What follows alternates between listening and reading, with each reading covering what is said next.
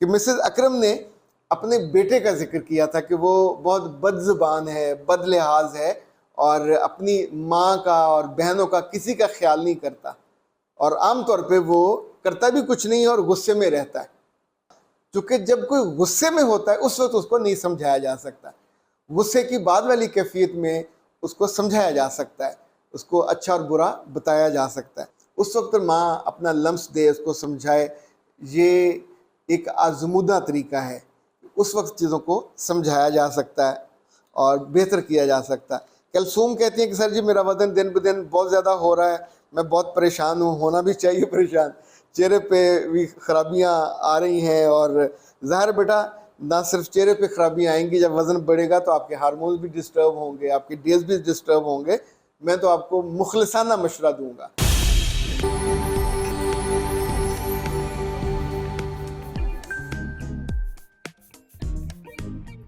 बिस्मिल्लाहिर्रहमानिर्रहीम। खातिन हज़रात, मैं हूँ अख्तर अब्बास और आप सबको मेरा सलाम पहुँचे। पिछले दिनों एक बड़ी बुरी सी वीडियो वायरल हुई जिसमें एक सिपाही, जो पुलिस का सिपाही था, उसको किसी ने रोका और वो उसने उसको गंदी गंदी गालियाँ निकाली। फिर उसने वास्ता दिया आईजी को, उसने आईजी को भी गालियाँ निकाली। और यानी जो उससे उसकी ज़िंदगी में बदतरीन अल्फाज थे। इंसान जब भी बोलता है, जो उसके अंदर महफूज होता है हाफजे में, उस मौके पे जैसे वो रिएक्शन अंदर से क्रिएट होता है वैसे उसका इजहार होता है। यहीं से लोगों का इल्म होता है कि कौन कितना पढ़ा लिखा है, इसी बात से पता चलता है कौन किस ख़ानदान से है। समटाइम ये फ्रस्ट्रेशन होती है, समटाइम गुस्सा होता है, कभी कभी ये इस चीज़ का भी इजहार होता है। इंसान तकब्बर में मुब्तला होता है कि तुम होते कौन हो मुझको रोकने वाले या मुझको करने वाले। पुलिस के मामले में पुलिस के जवानों या सिपाहियों की आमतौर पे ज़बानों को कोई नहीं रोकता।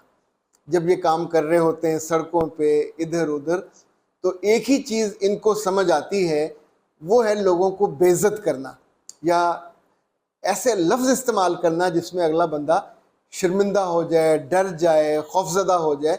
तो ये सबसे आसान इनके लिए होता है कि वो फिर माँ बहन की गालियाँ देते हैं। जिन लोगों को कभी पुलिस से वास्ता पड़ा है तो वो इस बात की गवाही देंगे कि ये उनका मामूल है और उनका कोई अफसर भी उनसे इस बात को ना रोकता है ना उनको समझाता है। मुझे आमतौर पे पुलिस के अफसरों से वास्ता पड़ा पिछले बहुत सारे बरसों में भी। एक जो था असाइनमेंट वो मैंने की मुख्तलिफ डिपार्टमेंट्स की, लेकिन ये कमज़ोरी तो है। और मुझे याद है एक दो इनके अफसर थे, फ़ियाज़ देव साहब, ये उस वक्त डीआईजी थे, और ट्रेनिंग उनको मिलके इतनी कूल फीलिंग होती थी, इतनी खूबसूरत दाढ़ी, लफ्ज़ भी उनके धीमे मुमकिन है। ये मेरी ऑब्जर्वेशन है कि जब आप बड़े अफसर बन के भी धीमे होते हैं तो इसका मतलब है आपके मिजाज में, आपके ईमान में, आपकी शख्सियत में जो मजबूती है वो बोलती है। अच्छा, इस वीडियो के बाद लोगों ने वर एक्सपेक्टिंग कि अब उसको निकाल दिया जाएगा, उसको सजा दी जाएगी, क्योंकि बदतमीज़ी और बदतहजीबी तो उसने इंतहा की। लेकिन आज मैंने जो वीडियो देखी, आईजी पंजाब ने, ये को पढ़े लिखे इंसान हैं, इन्होंने उसको बुला के उसके साथ उन्होंने अपने दफ्तर में बिठाया, फिर उसको ग्राउंड में लेके गए। ये मोटिवेशन, या यूँ समझें दैट्स व्हाट, ये जो बुनियान वाला आदमी है, ये वो आदमी है जिसने गालियाँ निकाली। और जो दूसरे हैं वो आईजी हैं। ज़िंदगी में कभी ये भी होता है कि अगर आपका ज़र्फ़ बड़ा है, आपका दिल बड़ा है और आप चीज़ों को सिर्फ डंडे के ज़ोर पे नहीं चाहते हल करना, तो आप एक दूसरा ऑप्शन भी लेते हो। इस मुलाकात के बाद आपको क्या लगता है, उस आदमी को शर्मिंदगी नहीं हुई होगी? क्या वो ज़मीन में बार बार गड़ा जाता नहीं होगा जब उसका बॉस, जिसको उसने गालियाँ निकाली, वो उसको थपकी दे रहा होगा, मुमकिन है उससे वादा ले रहा होगा, मुमकिन है उसको समझा रहा होगा। क्योंकि जब कोई गुस्से में होता है उस वक्त उसको नहीं समझाया जा सकता, गुस्से की बाद वाली कैफियत में उसको समझाया जा सकता है, उसको अच्छा और बुरा बताया जा सकता है। मैंने इसलिए ये अभी हाल ही में होने वाले इस वाक़या का जिक्र किया कि मिसेस अकरम ने अपने बेटे का जिक्र किया था कि वो बहुत बदज़ुबान है, बदलिहाज है और अपनी माँ का और बहनों का किसी का ख्याल नहीं करता, और आम तौर पे वो करता भी कुछ नहीं और गुस्से में रहता है।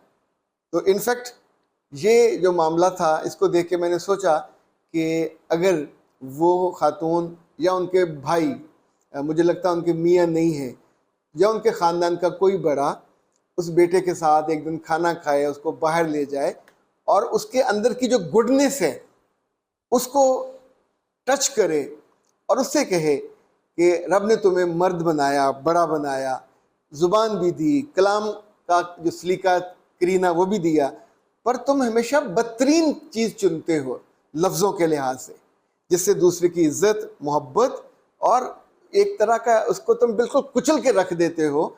तो आने वाले बरसों में दुआओं से भी महरूम, मोहब्बत से भी महरूम, जब गुस्से में ना हो उस वक्त माँ अपना लम्स दे, उसको समझाए। ये एक आजमूदा तरीका है, उस वक्त चीज़ों को समझाया जा सकता है और बेहतर किया जा सकता है। कलसूम कहती हैं कि सर जी मेरा वज़न दिन ब दिन बहुत ज़्यादा हो रहा है, मैं बहुत परेशान हूँ, होना भी चाहिए परेशान, चेहरे पे भी खराबियाँ आ रही हैं। और ज़ाहिर बेटा, ना सिर्फ चेहरे पे खराबियाँ आएंगी, जब वज़न बढ़ेगा तो आपके हार्मोन्स भी डिस्टर्ब होंगे, आपके डेज भी डिस्टर्ब होंगे। मैं तो आपको मुखलिसाना मशवरा दूंगा कि आप अगर किसी शहर में वहाँ कोई डाइटिशियन है उनसे मिल लें, वरना फ़ौरन डॉक्टर नौशीन से रब्ता करें। 0301458545 ये फ़ोन नहीं लेती, व्हाट्सएप पे आप उन्हें करेंगे, फिर आप उनकी फ़ीस भेज के, नॉर्मल से उनकी फ़ीस है, फ़ीस भेज के उनसे वक्त ले लें, फिर उनसे पूरा डाइट प्लान लीजिए, फिर जो जो आपके बाकी मसले हैं ये वाले इनको भी हल करा लीजिए। अच्छा, ये अस्मा कहती हैं कि सर मेरे हाथों पे झुर्रियाँ बहुत बढ़ गई हैं, और अस्मा फरीद साहिबा साहिवाल से, और मैं क्या करूं? तो मुझे कोई ऐसा मशवरा दें कि मैं झुर्रियों से, मेरी उम्र अभी इतनी ज़्यादा नहीं है। अच्छा, इन्होंने तो 24 साल लिखी है, पर मेरे हाथों का बुरा हाल हो गया। मेरे बच्चे, अब मुझे अंदाज़ा नहीं आपका क्या मसला है, तो बेहतर है आप, मेरे पास जो आया हुआ है हैंड सीरम है पाकिस्तान हर्बल का, और आप उनसे कहिए कि डॉक्टर साहबा से आपकी बात करवा के आपके हाथ की तस्वीर वो लेके, तो अगर ये सीरम आपके लिए, उसे कहते हैं कस्टमाइज सीरम बना दें। यानी एक तो होता है जो कमर्शियल सीरम होता है, तो उसमें ये स्प्रे से होता है, ये यहाँ से आप स्प्रे करेंगे तो इसके अंदर कई सारे ऑयल होते हैं, ये जो रोज़ का है ऑयल वो भी होता है। अच्छा, इसी तौर पे जो दूसरा हाथों की झुर्रियों का हल है वो ये है आइस रोलर। ये आपको मिल जाएंगे, आप बाज़ार से भी ले सकते हैं और आप इनसे पाकिस्तान हर्बल वालों से भी मंगवा सकते हैं।